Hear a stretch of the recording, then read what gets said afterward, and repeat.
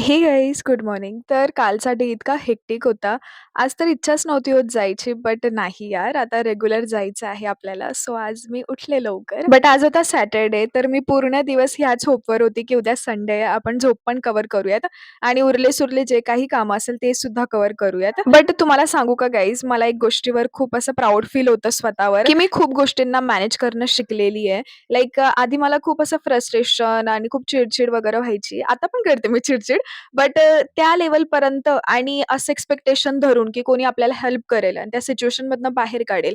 ह्यापेक्षा मी आता हे ठरवलंय, की मी इनफ आहे माझं सिच्युएशन हँडल करायला आणि तसंही ॲट दी एंड तुम्ही तुम्हीच असता. हे माझं फेव्हरेट वाक्य आहे. कारण हे मला इतकं रिलेट होतं. मग सिच्युएशन कशीही असू, शेवट तुम्हालाच सामना करायचा आहे. सो या फाईट करणं शिका. असं नाही वाटत आहे गाईज, आज जरा मी जास्त सुंदर विचार तुम्हाला सांगते.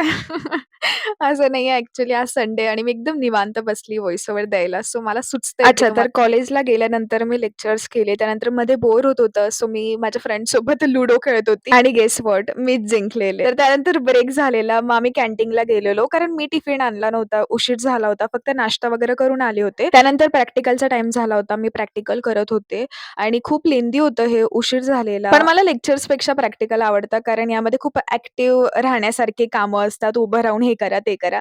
लेक्चरमध्ये तर झोपच यायला लागते. बट ठीक आहे, आता काय सर्व मॅनेज करणंच करणं आहे.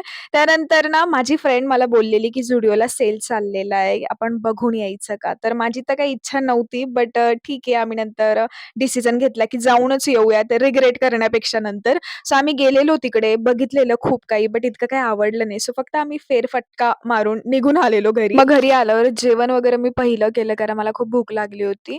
त्यानंतर कामं होते माझे ते आवरून घेतले आणि मग आज जर्नल्स घेतल्या होत्या मी. सो मी त्यांना कव्हर वगैरे करत होते. त्यानंतर माझं नोट्स वगैरे पण खूप लिहायच्या बाकी आहे. जे मी मिस केलेलं होतं ना ते. सो तेही मी थोडंसं लिहिलेलं. त्यानंतर गाईज तुम्हाला दिसतोय माझ्या चेहऱ्यावरचा थकवा. असं वाटतंय बाहेर जाऊन मी मातीकाम करून आलेली बट असो थकून जातो हां. अच्छा, तर भेटूयात उद्याच्या व्लॉगला. Don't forget to subscribe my channel. Bye bye. Good night आणि व्हिडिओ आवडला असेल तर लाईक, शेअर, कमेंट नक्की करा. Bye bye.